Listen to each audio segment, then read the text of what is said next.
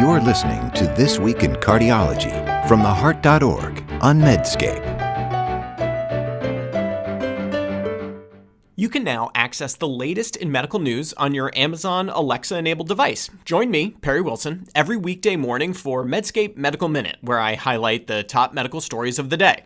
To add Medscape Medical Minute to your flash briefing, search for Medscape Medical Minute on Amazon and click Enable. Or open the Amazon Alexa app, go to Skills, search for Medscape Medical Minute, and click Enable. Then say, Alexa, what's the news? Or Alexa, what's my flash briefing? I hope you'll join us. Hi everyone, this is John Mandrola from theheart.org Medscape Cardiology, and this is This Week in Cardiology for July 30th, 2021.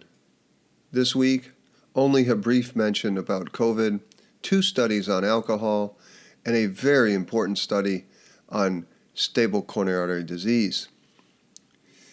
First up, COVID. I just can't go there, friends. I'm so tired and frustrated and utterly confused about the new mask mandates and the move to do more testing. I mean, do people not remember the basic 2x2 tables and the problems with testing for low prevalence conditions? Hint, false positives. I've been saying the same thing on this podcast every week. You all know the story.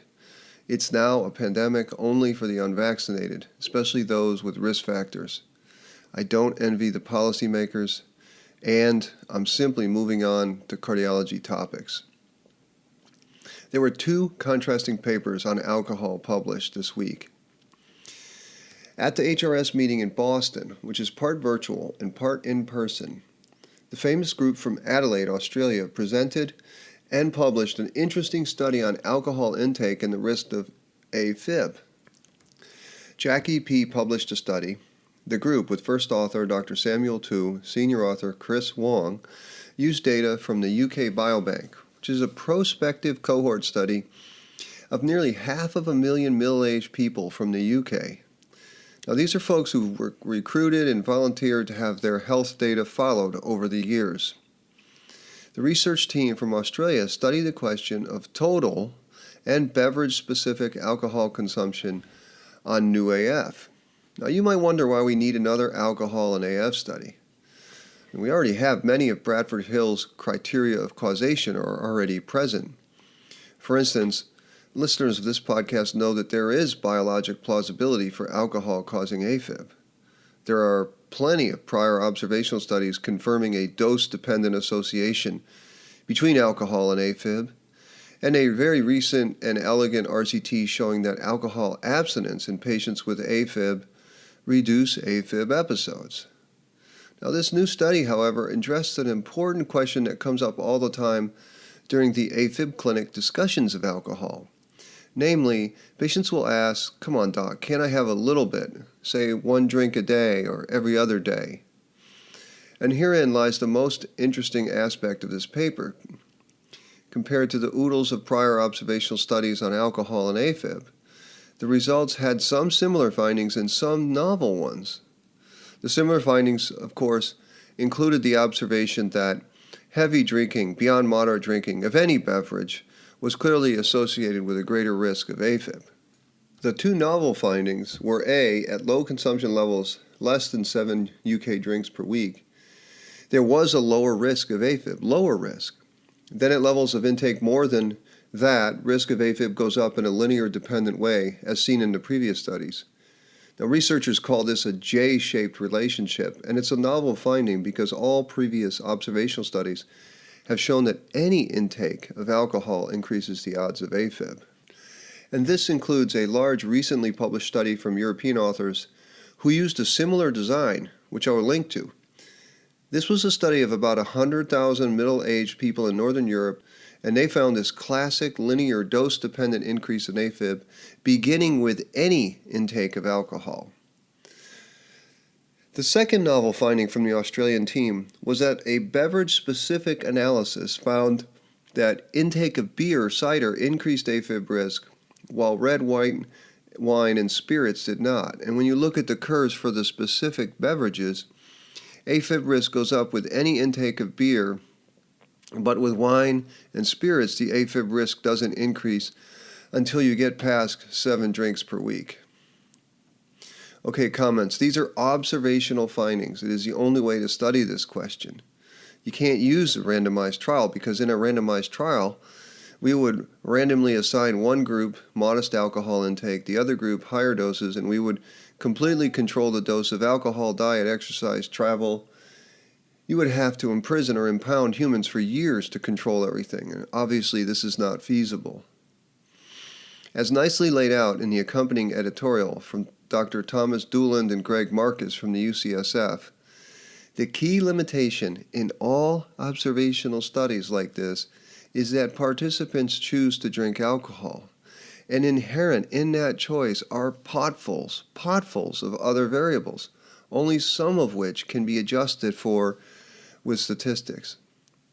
Then there's the matter of recall bias. People self-report their alcohol, and any doctor knows that's not accurate. Now, the UK Biobank also includes mostly white people who volunteer to be studied, which may produce a healthy volunteer bias, and of course that issue affects the generalizability of the data. A couple of other notable facts. This is really important. A UK drink is 8 grams, is substantially smaller than a standard US drink at 14 grams.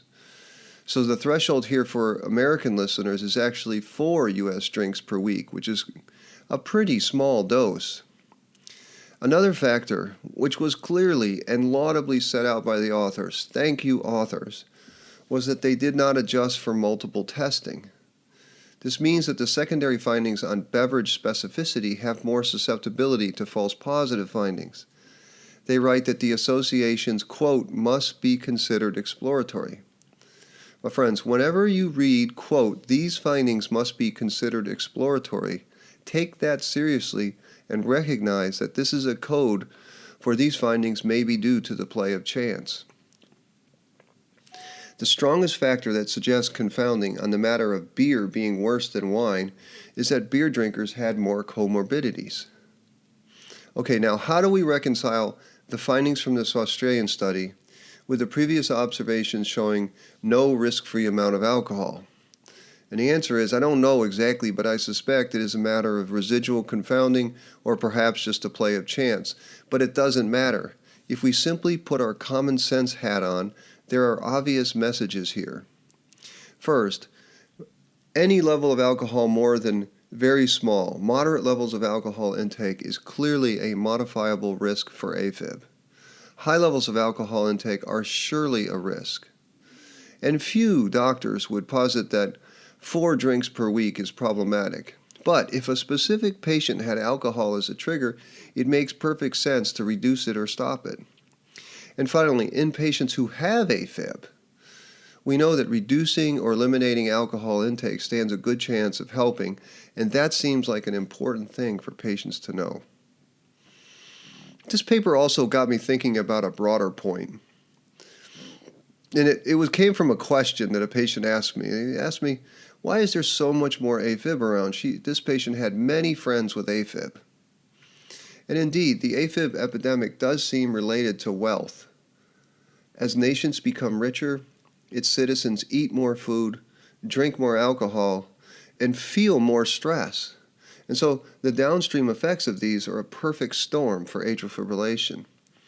And I think that when the current crisis in communicable disease abates, we will be back to the paradox that despite our wealth and our medical advances and all this digital health, people aren't living any longer. The second alcohol paper, the journal BMC Medicine, has published a new analysis, and it's augmented with a meta-analysis of papers that assessed alcohol intake in relation to all-cause mortality and cardiovascular mortality in patients with known heart disease. Now, this new analysis included 14,000 patients from the UK Biobank study who had had previous MI, angina, or stroke. So these are patients with established disease. The authors then augmented their findings with a meta-analysis of 12 previously published studies on a similar matter. They then compared outcomes of drinkers against non-drinkers, and they found a J-shaped relationship with risk reduction, yes, risk reduction, with low to moderate level of drinking. And get this, they found no statistically significant elevated risks at higher levels of drinking. This led to the conclusion, and sit down for this, people with established heart disease might not need to quit drinking to prevent a repeat cardiovascular event. I'm serious, this was published in a real journal. Now the first author, Shangyi Ding, and I apologize if I mispronounced it, cautioned that the findings might, quote, overestimate the reduced risk for recurrent events for moderate drinkers due to the underrepresentation of heavy drinkers and the categorization of former drinkers who may have quit drinking due to ill health as non-drinkers in some of the data sets. A journalist, Megan Brooks, writing on the Heart.org Medscape Cardiology, did something that all readers of health coverage should look for and all journalists covering observational studies should do. She got a researcher to speak candidly about flawed methods. She talked with a man named Dr. Richard Sates. Sates is a professor at Boston University School of Medicine and Public Health, and he noted that in the few studies that excluded people who quit drinking because of illness, the effects of drinking were attenuated. He said, quote, "It is honestly tiresome that investigators continue to do these studies and journals continue to publish them even though they continue to have the same flaws. The bottom line," he said, based on work by others who used appropriate methods, is that alcohol in low amounts is unlikely to provide cardiovascular mortality benefits. Indeed, the authors noted this in the finding but buried it in the supplement. My friends, always look at the supplement. I took this copy and paste from their paper. Quote, "When studies with former drinkers in the reference group were excluded, the association was considerably weakened." Of course it was.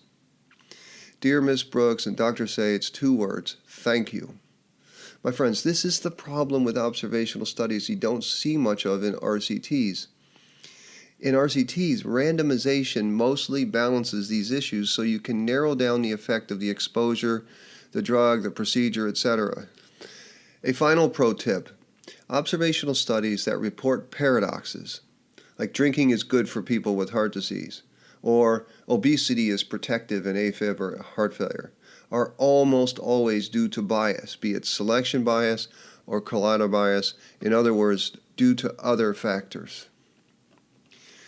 Final topic today is the stability of coronary artery disease. The journal Circulation has published a super important observational study of patients with stable CAD.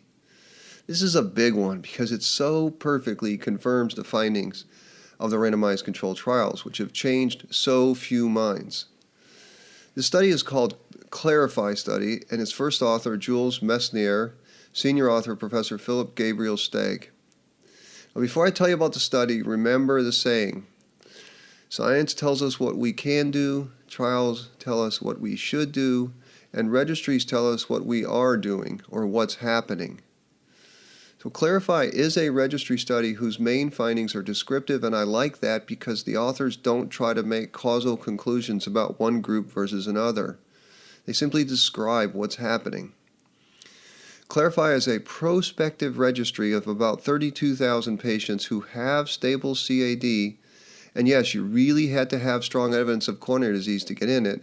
It was enrolled in 45 countries, not the U.S. I'm not sure they could have done this in the U.S.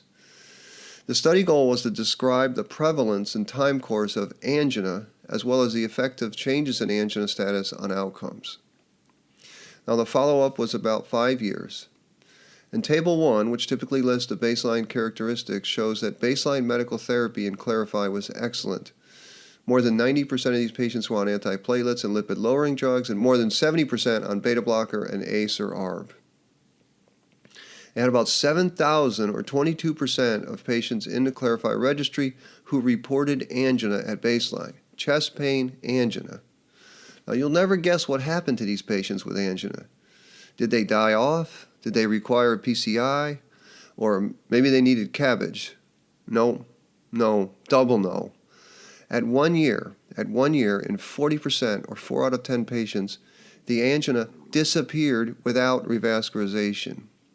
And at 5 years, 84% of patients with angina had regression of it without a new intervention. And only 4.5% of patients with angina had to be controlled with coronary revascularizations.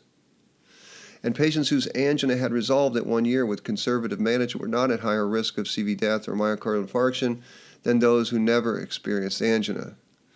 Now, of course, not surprising was the observation that patients who developed new angina or had persistence of angina had a higher risk of CV events when compared with patients without angina. Journalist Patrice Wendling has excellent coverage of this. There's some great quotes. Senior author Professor Stagg said, "It's reasonable to have a trial of watchful waiting with medical treatment in patients who have angina and stable CAD because the risk of events is low, and the chance that this will regress is very high, and if it regresses, they have excellent outcomes." Wendling writes that Stagg, himself an interventionalist, said there are financial incentives for revascularizations in countries with some element of fee-for-service. But beyond that, there's also a true belief among interventionalists. It's, quote, "It's hard to believe that what we're doing is not useful, so you tend to want to have the vessel open, and you tend to believe it is actually helping patients." Also quoted in Wendling's piece is Christopher Granger from Duke.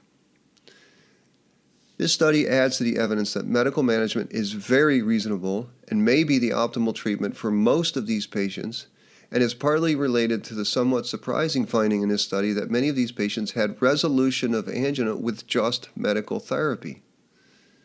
And this, quote, "Revascularization is still important for a portion of our patients, but it's way less important than we used to think it was."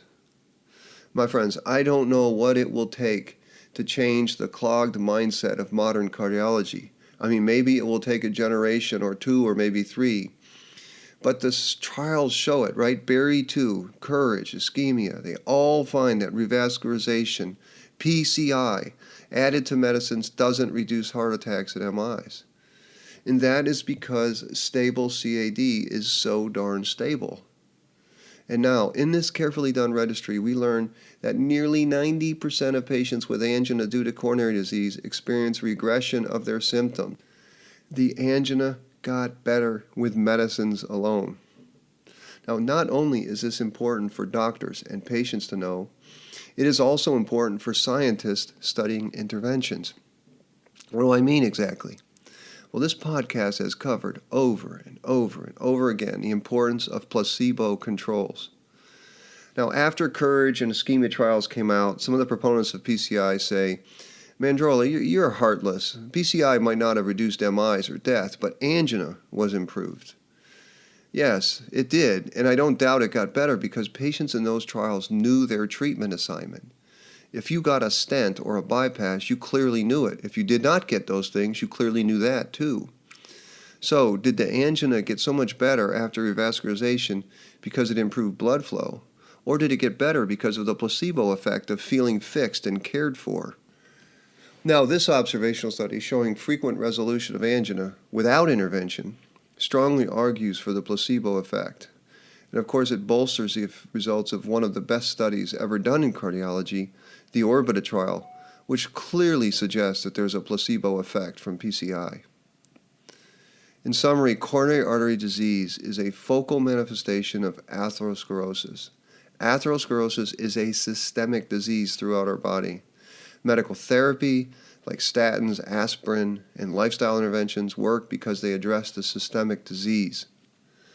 Yes, of course, in some cases, these focal stenoses persist and patients benefit from revascularization. But Clarify confirms that it is the exception, not the rule. My friends, angina got better mostly without intervention. Sleep on that. And as far as HRS is currently ongoing, Heart Rhythm Society meeting in Boston. I'll feature some of the highlights next week, and there are some things to say. I guess a teaser would be that my field gets very, very excited about new stuff to do procedures with. So that's it for this week in cardiology. As always, I'm grateful that you listened. Thank you. And remember, friends, if you like this podcast, please take the time to give us a rating. Write us a little review, even a sentence or two. It really helps others find us. Until next week, this is John Mandrola from the Heart.org, Medscape Cardiology. You're listening to This Week in Cardiology from the Heart.org on Medscape.